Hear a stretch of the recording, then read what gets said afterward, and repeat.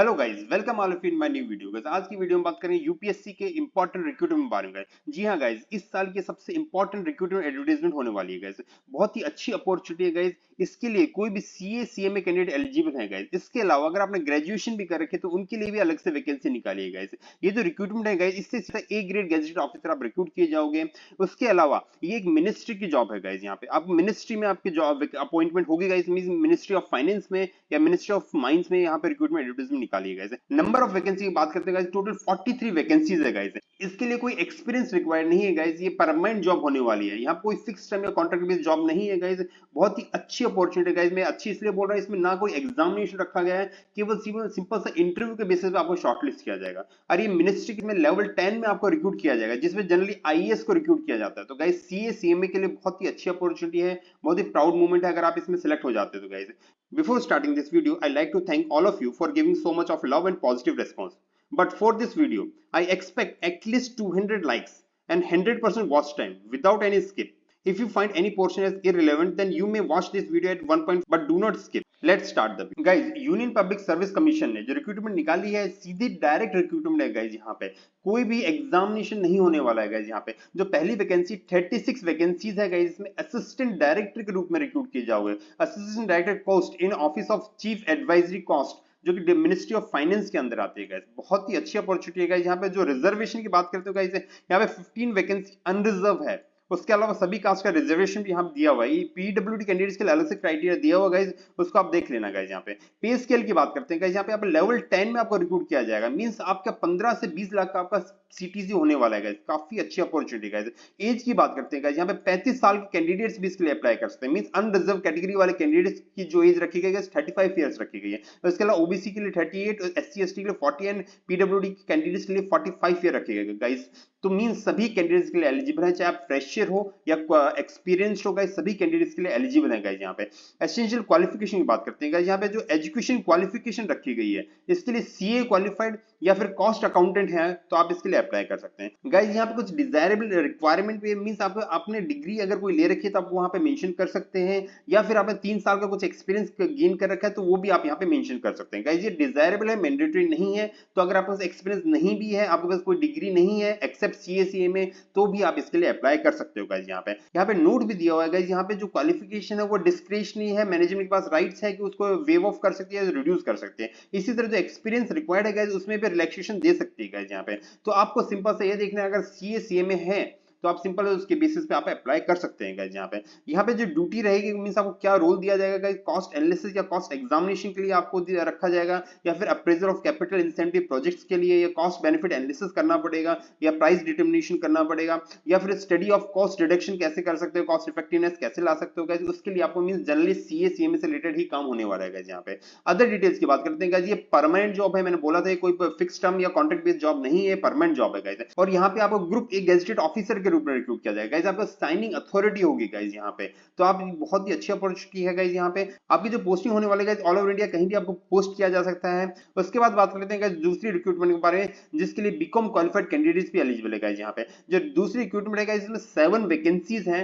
इसमें assistant cost account officer के रूप में आपको रिक्रूट किया जाएगा। ये मिनिस्ट्री ऑफ माइंस का है गाइस। ये भी मिनिस्ट्री वाली जॉब है गाइस। मैंने दोनों ही वैकेंसी बताई थी आपको। ये मिनिस्ट्री में वैकेंसी है गाइस और गेजेटेड ऑफिसर के रिक्रूटमेंट गाइस। यहाँ पे जो रिजर्वेशन की बात करते हैं गाइस, यहाँ भी 5 वैकेंसी जो है अनरिजर्व है। इसके लिए कोई भी अप्लाई कर सकता है। एक ओबीसी के लिए, एक एससी कैंडिडेट के लिए रिजर्व है गाइस। यहाँ पे पीडब्ल्यूडी का भी रिजर्वेशन यहाँ पे है।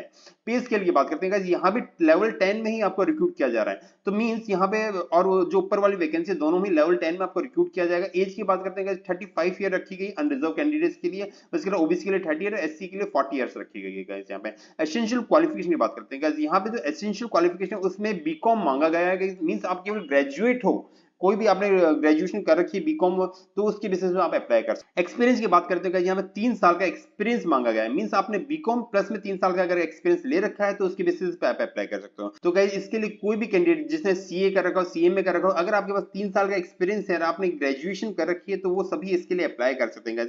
सीए इंटर वाले कैंडिडेट इसके लिए अप्लाई कर सकते हैं, सीएमए इंटर वाले भी अप्लाई कर सकते हैं अगर उन्होंने ग्रेजुएशन कर रखी है प्लस में 3 साल का उनके पास एक्सपीरियंस है। तो गाइस काफी अच्छी अपॉर्चुनिटी है। यहाँ पे कुछ डिजायरेबल रिक्वायर्ड गाइस, ये डिजायरेबल है, मैंडेटरी नहीं है। अगर आपने सीए फाइनल का या सीएमए फाइनल का एग्जामिनेशन क्वालिफाई कर लिया तो भी आप इसके लिए अप्लाई कर सकते हो गाइस। ये डिजायरेबल है, ये मैंडेटरी है, तो मींस बीकॉम प्लस 3 इयर्स का आपका एक्सपीरियंस है, उसके लिए आप डेफिनेटली अप्लाई कर सकते हो गाइस। यहाँ पे सीए सीएमए मैंडेटरी नहीं है गाइस।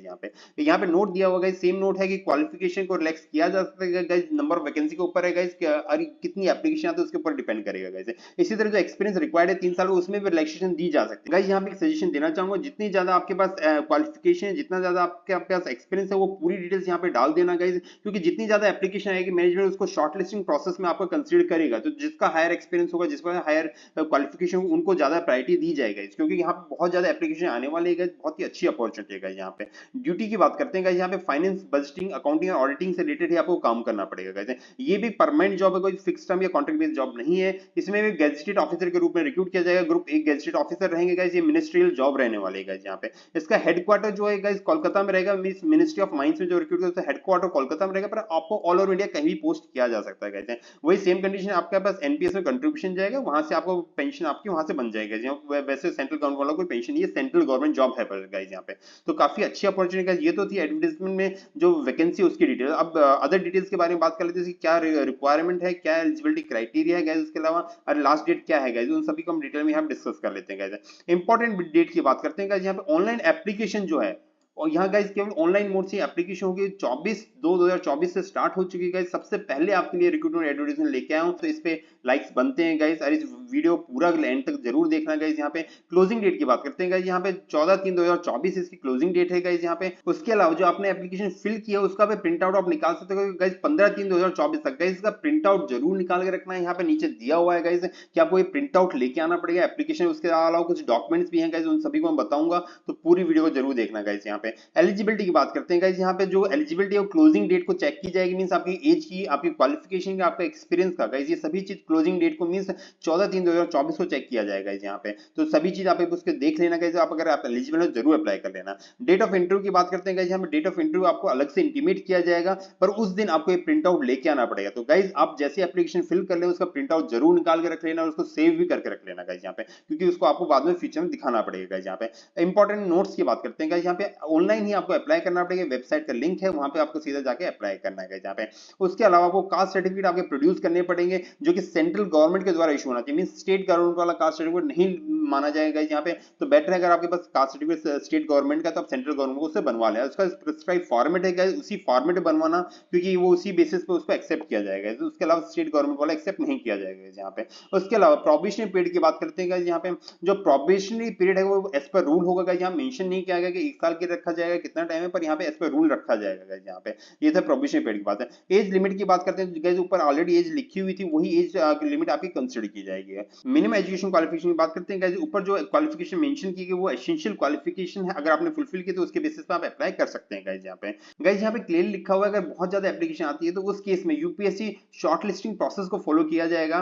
तो उस केस में जिसके पास ज्यादा क्वालिफिकेशन हो उसको प्रेफरेंस दी जाएगी, उसके बाद अलावा जिसके पास हायर क्वालिफिकेशन हो उसको प्रेफरेंस दी जाएगी, जिसके पास हायर एक्सपीरियंस होगा गाइस उनको एक प्रेफरेंस दी जाएगी। उसके अलावा बाई चांस सबके पास एक्सपीरियंस काफी अच्छा था तो उस केस में मैंने और भी क्राइटेरिया रख सकते हैं, मींस क्वालिफिकेशन की एक्वायर करने के बाद का एक्सपीरियंस कितना है, क्वालिफिकेशन से पहले का एक्सपीरियंस कितना है, उसकी बेसिस पे आपको शॉर्टलिस्ट किया जा सकता है। या फिर कहीं एक्सपीरियंस नहीं मांगा गया तो वहां पे एक्सपीरियंस ही मांग सकती है। नंबर ऑफ एप्लीकेशन अगर ज्यादा होगी तो ये क्राइटेरिया भी फॉलो कर सकती है। अगर बहुत ही ज्यादा तो उस केस में रिक्रूटमेंट टेस्ट भी रख सकती है गाइस। उस केस में 75% और 25% का रेशियो रखा जाएगा, मीन 75% मार्क्स के बेसिस पे, उसके अलावा 25% इंटरव्यू के बेसिस पर। गाइस यहाँ पे मोस्ट प्रोबेबली जो सिलेक्शन प्रोसेस होगा इंटरव्यू के बेसिस पे होगा, तो एग्जामिनेशन में बहुत कम चांसेस है गाइस यहाँ पे। इसलिए गाइस यहाँ पे स्ट्रिक्टली लिखा गया है कि अगर आपके पास कोई एडिशनल क्वालिफिकेशन है, एडिशनल एक्सपीरियंस है, उसको प्रॉपर्ली वहां पे शो कर दें, ताकि उनका सिस्टम जो है प्रॉपर्ली आपको शॉर्टलिस्ट कर सके उनके क्राइटेरिया के बेसिस पे। इंपॉर्टेंट पॉइंट्स की बात करते हैं गाइस, यहाँ पे जो भी आपका एग्जामिनेशन होगा या इंटरव्यू के बेसिस आपको शॉर्टलिस्ट किया जाएगा, उसमें मिनिमम क्वालिफाइंग मार्क्स रखे गए हैं। अनरिजर्व है, ईडब्ल्यूएस कैंडिडेट 50% मार्क्स सिक्योर करने पड़ेंगे।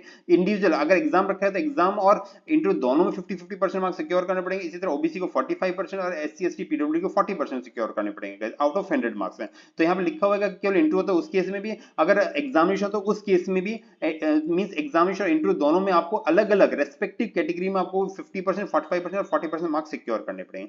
एप्लीकेशन फीस की बात करते हैं गाइस, यहाँ पे केवल 25 रुपीज की एप्लीकेशन फीस है गाइस, कोई फीस नहीं है, मान के चलिए गाइस, बहुत ही अच्छी अपॉर्चुनिटी है, कोई फीस भी नहीं है। इवन एससी एसटी पीडब्ल्यूडी और वुमेन्स कैंडिडेट के लिए कोई भी फीस नहीं रखी गई है यहाँ पे, तो काफी अच्छी अपॉर्चुनिटी और कोई फीस भी नहीं है गाइस, तो एलिजिबल है तो जरूर अप्लाई कर लेना गाइस।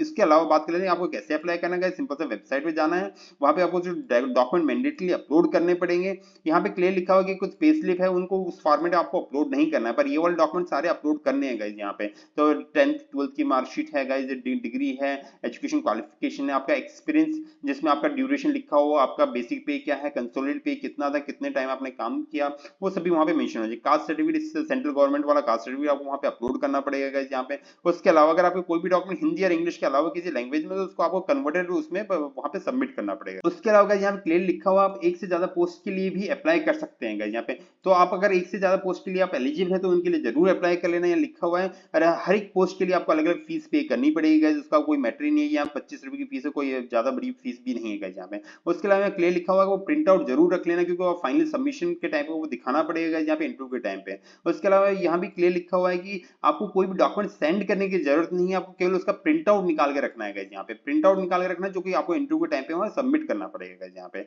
उसके अलावा कुछ सेल्फ अटेस्टेड डॉक्यूमेंट आपको भेजने पड़ेंगे जब मैनेजमेंट यहाँ यूपीएससी आपसे मांगता है गाइस यहाँ पे। क्लियर लिखा हुआ है कि आप वो डॉक्यूमेंट जो रेडी करके रखने हैं गाइस यहाँ पे। तो कौन कौन से डॉक्यूमेंट्स जो कि इंटरव्यू के टाइम पे आपके मांगे जाएंगे, तो ओरिजिनल डॉक्यूमेंट प्लस में सेल्फ अटेस्टेड कॉपी आपको वहां लेके जानी है गाइस। अगर आप नहीं लेके गए तो पहले तो आपको इंटरव्यू में अपियर नहीं करने जाएगा। उसके अलावा जो आपको टीईडी का रिम्बर्समेंट वो भी नहीं किया जाएगा।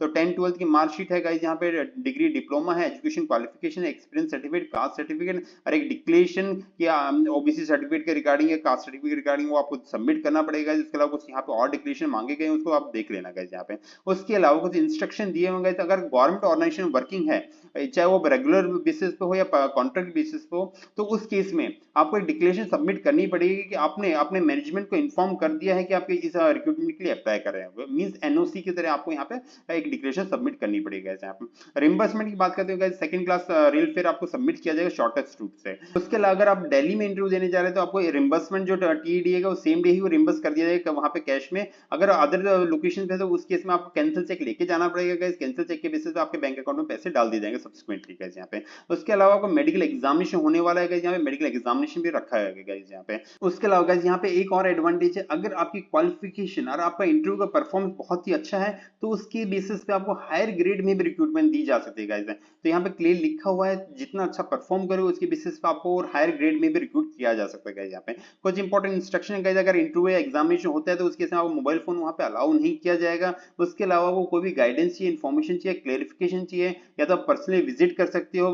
गेट नंबर सी पे एड्रेस दिया हुआ है यहाँ पे, आप टेलीफोन नंबर पे कॉल कर सकते हैं, उनकी हेल्पलाइन दी हुई है गाइस यहाँ पे। 10 बजे से 5 बजे के बीच में यहाँ पे अवेलेबल रहेंगे सभी चीज के। यहाँ पे परफॉर्मा यहाँ पे अवेलेबल है गाइस। यहाँ पे इस लिंक पे जाके आप सिंपल सा कि कास्ट सर्टिफिकेट क्या परफॉर्मा है, एक्सपीरियंस सर्टिफिकेट क्या परफॉर्मा रिक्वायर्ड है, वो जरूर चेक कर लेना, क्योंकि उसी फॉर्मेट में वो एक्सेप्ट करेंगे गाइस।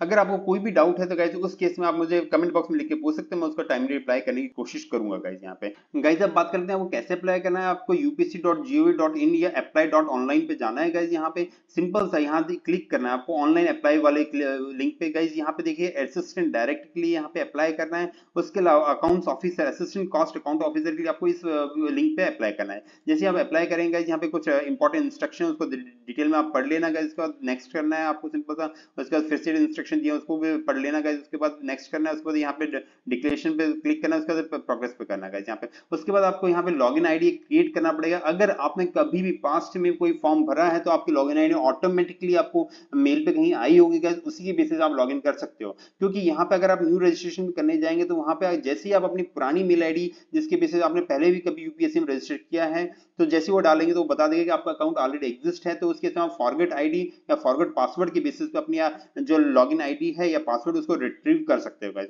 अगर आपने फर्स्ट टाइम रजिस्ट्रेशन करते हो उस केस में आप न्यू रजिस्ट्रेशन जाके यहाँ पे सारी डिटेल आपको फिल करनी पड़ेगी। यहाँ कौन सी पोस्ट के लिए आप अप्लाई करो वो सभी चीज यहाँ पे डालनी पड़ेगी, उसके बेसिस पे आप अप्लाई कर सकते हो guys. Hope you find this video informative. Please like, share and subscribe my channel. Thank you friends.